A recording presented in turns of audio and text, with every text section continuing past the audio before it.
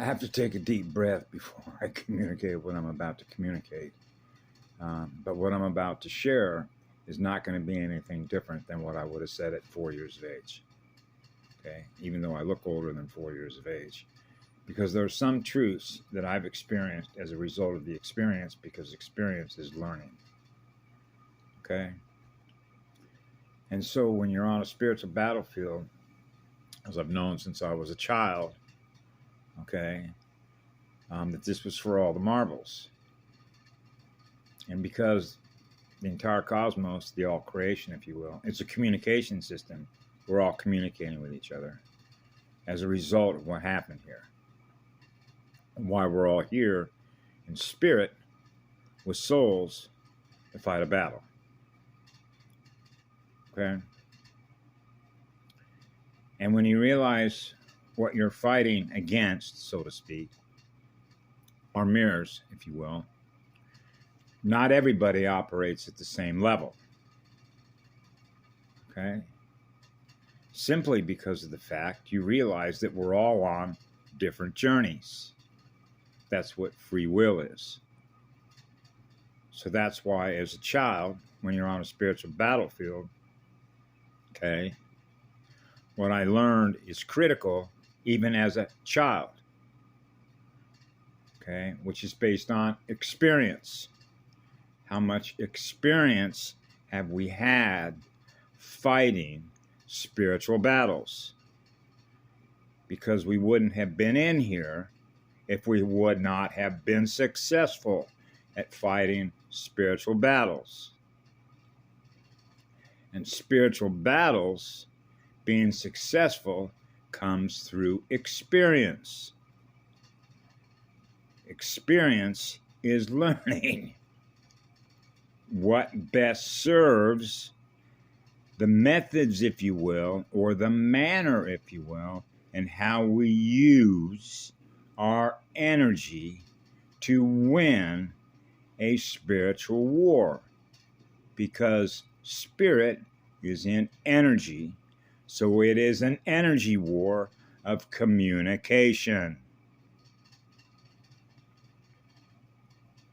So now we have to scan the field, because I've been doing this since I was a little child. Because when you are hypersensitive, you don't want to hurt anybody's feelings by anything that we communicate. Because if your feelings were hurt, my feelings will be hurt, because I will experience your feelings being hurt. So I'm very fragile, because there's a big flower in me, because I lived through the heart of a goddess who gave me this to love all of you with. So most of the time, as I've mentioned before, I've kept my mouth shut. And why is that? Reaction states.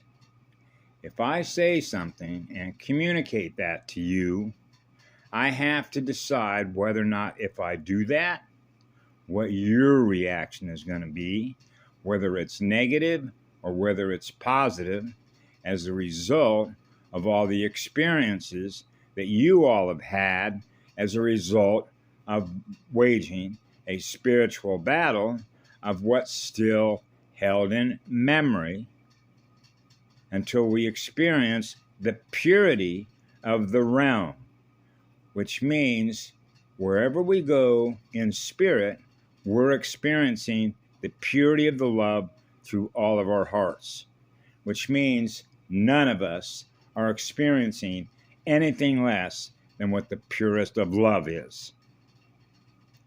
That's what I acknowledged when I was 4 years of age. That is my home. That's the truth. That is the absolute truth. Now I'm going to experience all the others. All the other communicators. Okay? So one of the things that I'm not going to hold back on is if I live in fear of communicating what I've experienced from what I've learned. Okay? But you have to measure that against what the reaction state is going to be of others who are now receiving through their stereo antenna their reaction state to what I communicate. An example, yesterday when I post things up on Galactic Talk of things that I've experienced as a result of what I've learned, I share with others, and then I'm told that I'm a liar, I'm going to be investigated, okay? Excuse me for communicating what I've experienced. I guess I shouldn't have experienced that because I wasn't supposed to experience that. Well, I thought the universe was intelligent energy, and if it's intelligent energy, and I'm creative and I am what love is, then why would I live in fear of experiencing what I'm communicating to you? Maybe you might be able to learn from that. Like, where are you getting your information? I shared that. Patty Broussard. Patty Broussard gave me that information. And from what I know from having met Patty Broussard, soul to soul, having communicated with her and her communicating with me, she's not a liar. Okay? She's not going to make something up like that. Do I believe her? See, I don't have any direct evidence.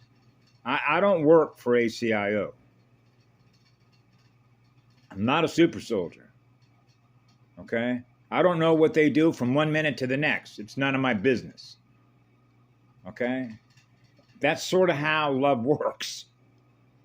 When you're experiencing the purity of the love in your own heart because you have an enormous amount of fire and you've chosen to serve forever on behalf of the all creation, then I naturally do what goes with the flow because I realize I implicitly trust the energy that I am because I know that it goes on forever.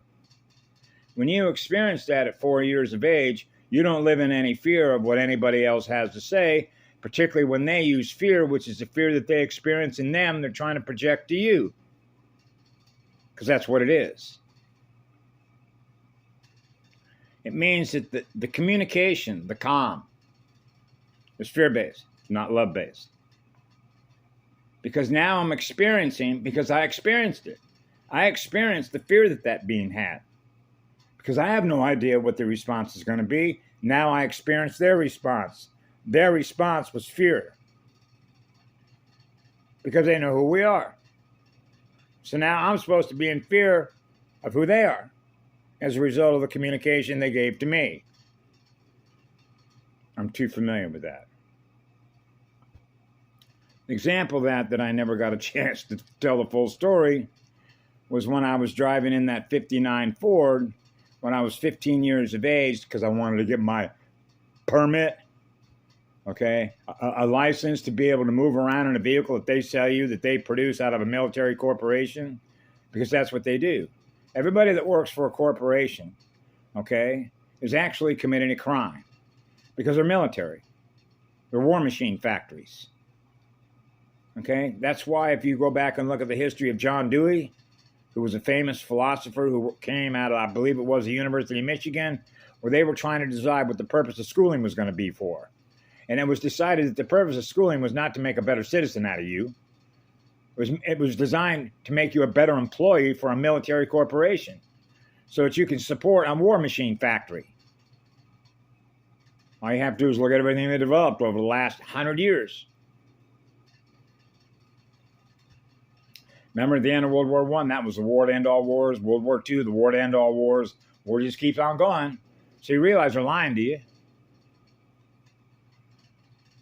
So when I was in that wagon driving down a dirt road one night in a place called Peters Canyon, I didn't know until later that it was known for, if you will, dark stuff. And so as I was sitting in the seat driving the vehicle, all of a sudden I felt this presence, an energetic presence that was cold, and it's, for lack of better words that you might use to describe it energetically, it's wicked,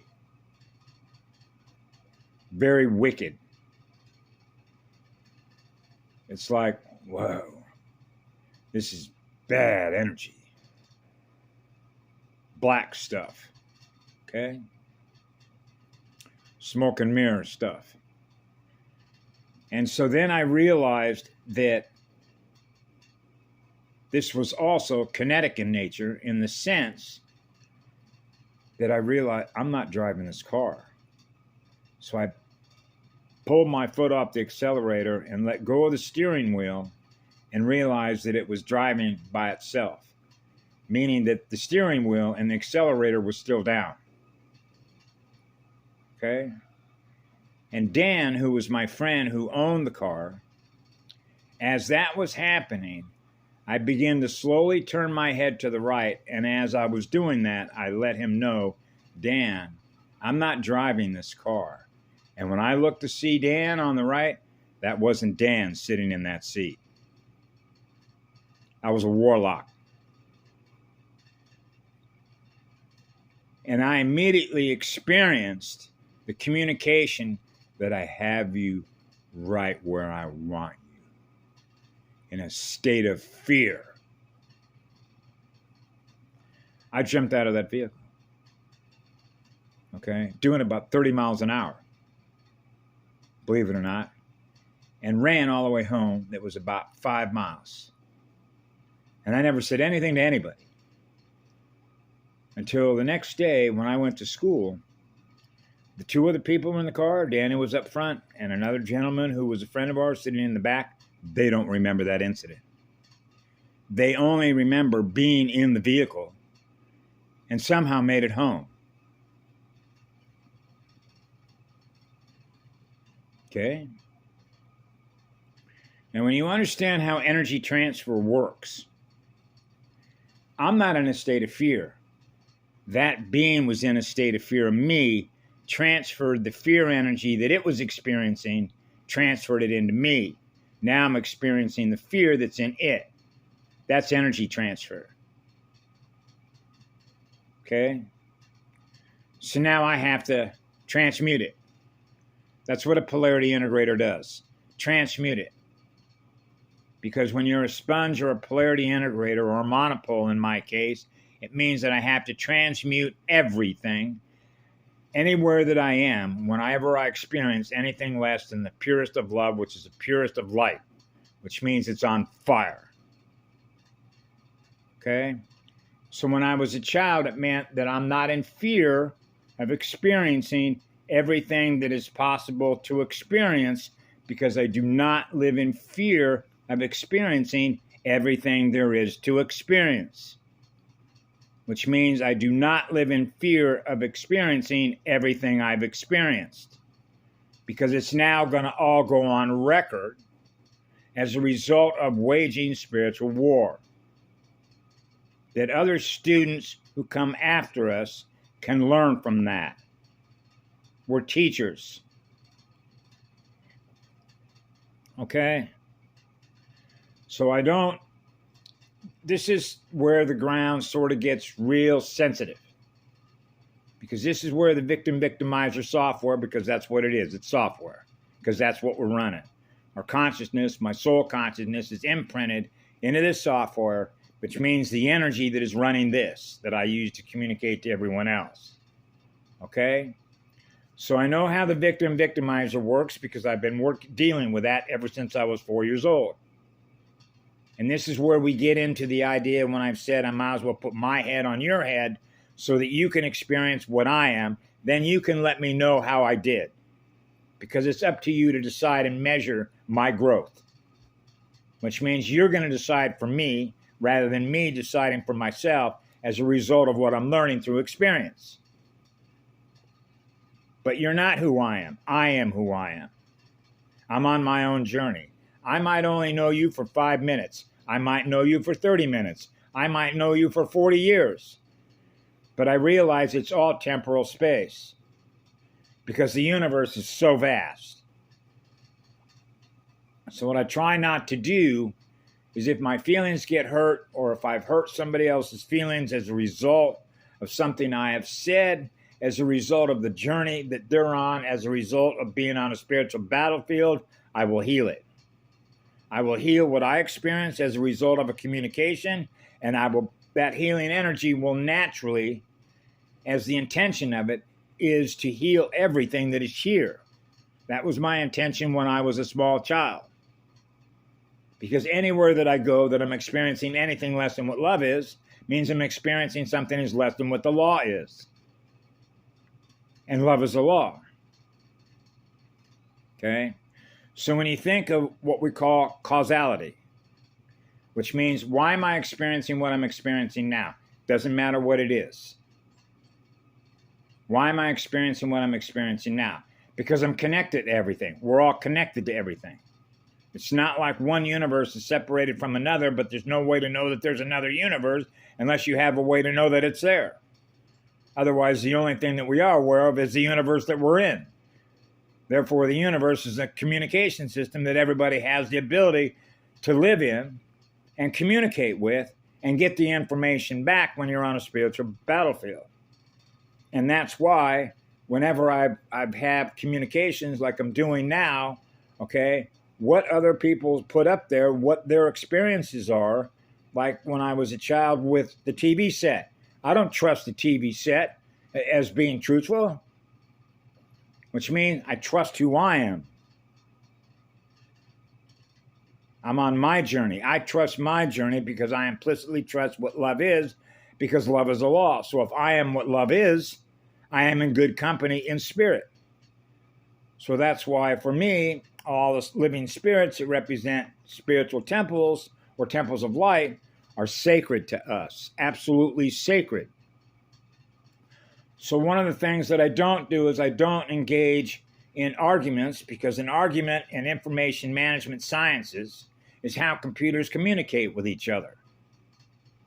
Okay? But I'm not going to engage in a ping pong game of who's right and who's wrong based on your experiences and my experiences, because they're going to be different as to the underlying causality of why we both experience what we experience.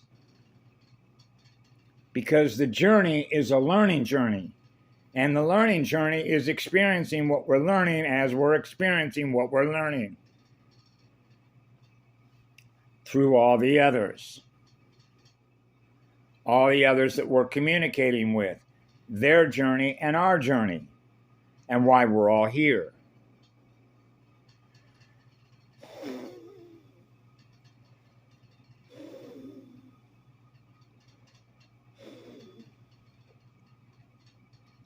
So the hypersensitivity plays into all this as a result of how sensitive we are to all the others.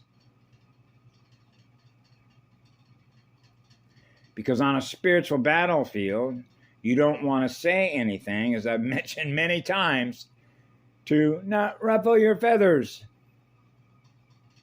Because when I have a communication, or if you will, and we all know this, okay? I'll just give you a number of examples. When I meet Aaron, okay, I'm not comfortable with that energy. What do? He's a part of the same universe I am. But I realize why that energy is uncomfortable as a result of what he does to himself. He's on his journey. I'm on my journey. Okay? Because when you understand how energy works and how energy debts work, it means if we're using our energy in ways that do not serve us, we will experience the result. But I'm not going to impose my will on another spirit that is with another soul from the lessons that they're learning through their experiences, what best serves them. Which means I do not try and impose my will on another teacher. Because that spirit knows, because the soul knows what to learn by virtue of the lessons that are learned through the experiences that we have, because the universe is intelligent energy. So what you realize is that you have beings that are here in spirit form, which is energy form, with a soul, in which we're all on different journeys, because we're not copies of each other. That's what the AI does. When you're a creator being, like a first musician, experiencing what love is, that energy is what frees you to be able to create with. And that's the genius in the law of least effort, is it takes no effort to love you. Which means I love what I am when I'm in the mirror. It's not what I look like, it's what I feel like through my soul and my spirit. Because I can use the energy that is represented by what I am to be in a female form. As a matter of fact, the energy, when it's the purest of energy, we can present ourselves in whatever form we choose to communicate with you in a language that you can translate. Okay? So, at the end of the day, it's going to go back to the command that I gave when I was a child. Everything that I experienced here with all of you all gets burned off. Okay? Because this is not the density that I normally operate at. And why I had such a difficult time when I was a child wanting to give everything away, which included all the money. I did not want to hold on to any money. I did not want to hold on to anything that represented matter density. So you can imagine at that age, it means giving everything away. My mother could not understand why she had just got done spending back in $1963, several $100s at a high-end men's store, and here her young boy is giving all this stuff away as if it doesn't matter, as if the money doesn't matter, which means that the money that she spent to outfit me in three-piece suits to go to school in, I'm giving it all away. You know why that is? Because I have no conception of money. Okay? It's all about energy. The energy that we are. So if I'm not comfortable with the density, what am I going to do? Get rid of the matter. Reduce the matter side as fast as I possibly can in order to return to the purest of energy, which is the purest of energy in spirit form with an oversoul. Okay? So I say these things as what I call an open life book. This is where I open up my library, share all my experiences, right? So that others can learn from. Those of us that came in here, chose to come in here at the time that we came in. I came in the first wave.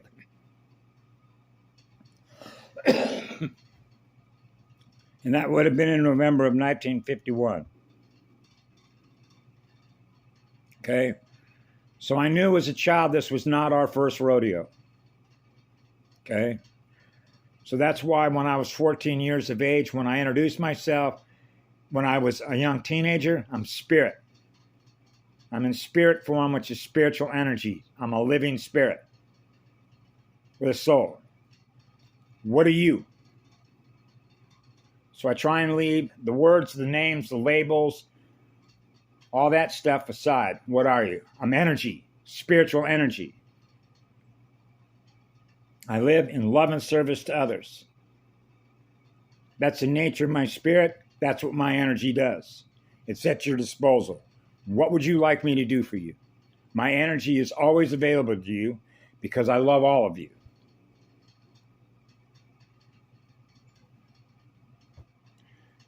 That's what it was when I was a child. So now you're measuring all the others, how they live their lives. See? So I realize this is never going to work.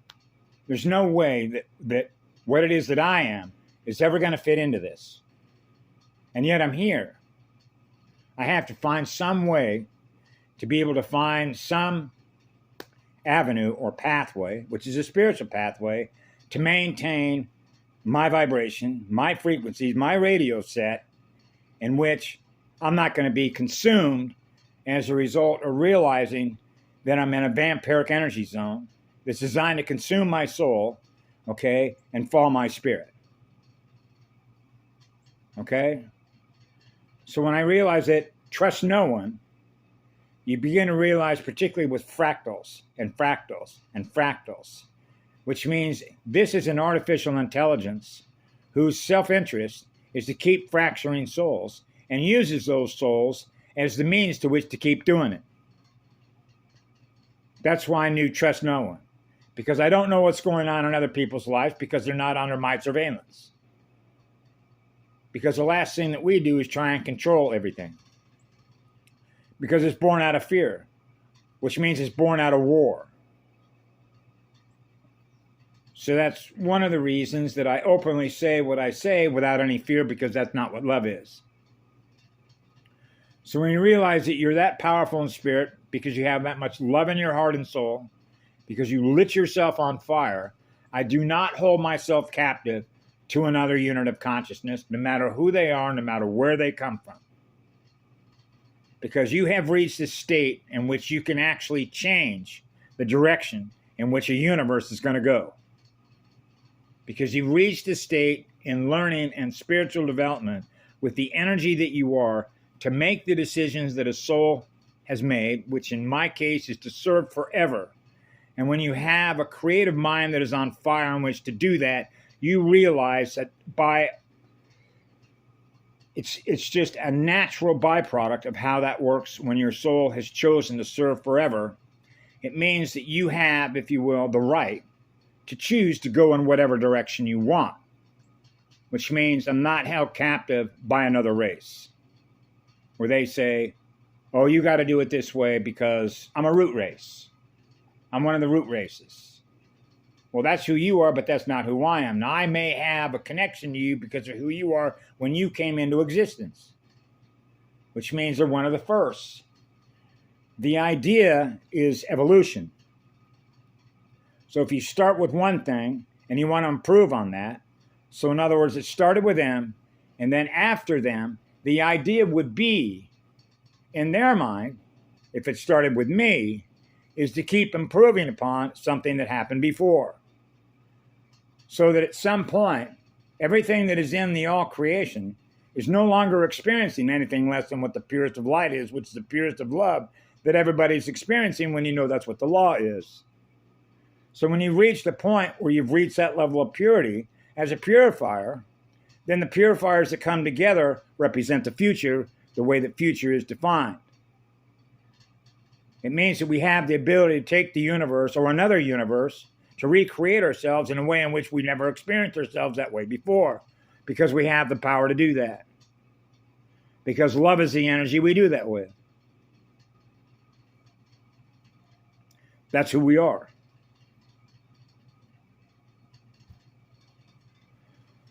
So this is where, when you come down to this level of creation and you realize that not everybody is on the same page. And now we get into what I've cited many times when you look in the big book of Alcoholics Anonymous. It's called acceptance.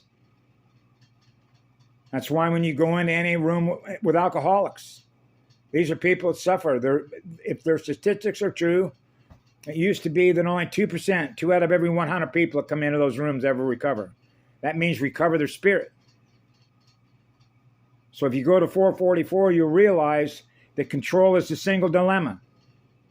When somebody's trying to control what somebody else is trying to do or what they experience.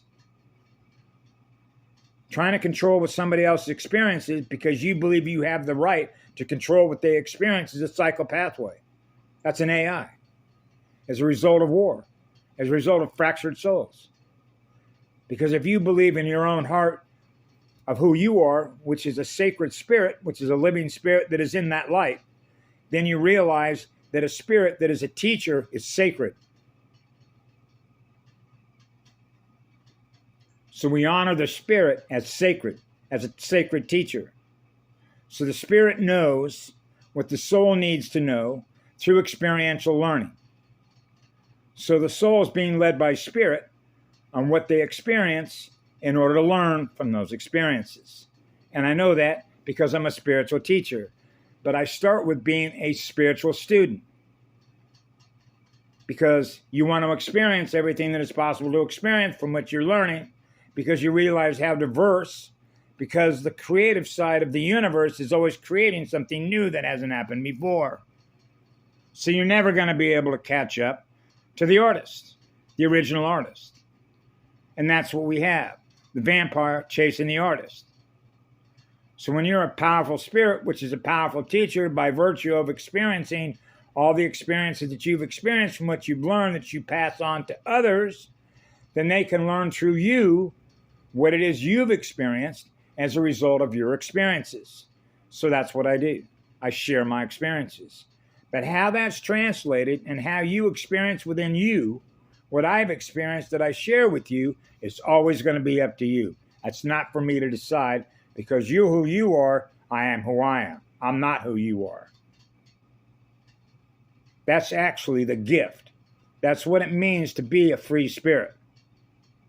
So a free spirit is not going to allow another spirit to hold my spirit captive, because others have their lessons to learn with their souls, same with me. That's a sacred rule, which is a sacred law, which is what love is. Love does not impose its will on another spirit. Spiritual teachers know this. So now we get back to the importance, if you will, of spiritual teachers when children are born into a realm with both the mother and the father. So you can see how that played out here, which is why it was for all the marbles, because they were killing off all the teachers. That's right. So when you're killing off all the teachers, consuming the souls and the spirit falls, you begin to understand the nature of this battle. How many souls do we have left here? How many spirits fell? Okay? So I'm very familiar with how these battles are fought, because this was for all the marbles. When Alex Collier, I knew this as a child, but when I get somebody like Alex Collier, who's sort of been on the circuit, who himself talked about experiential learning with a mentor that he met with the Andromedans and said this is all hands on deck. That's right, it is.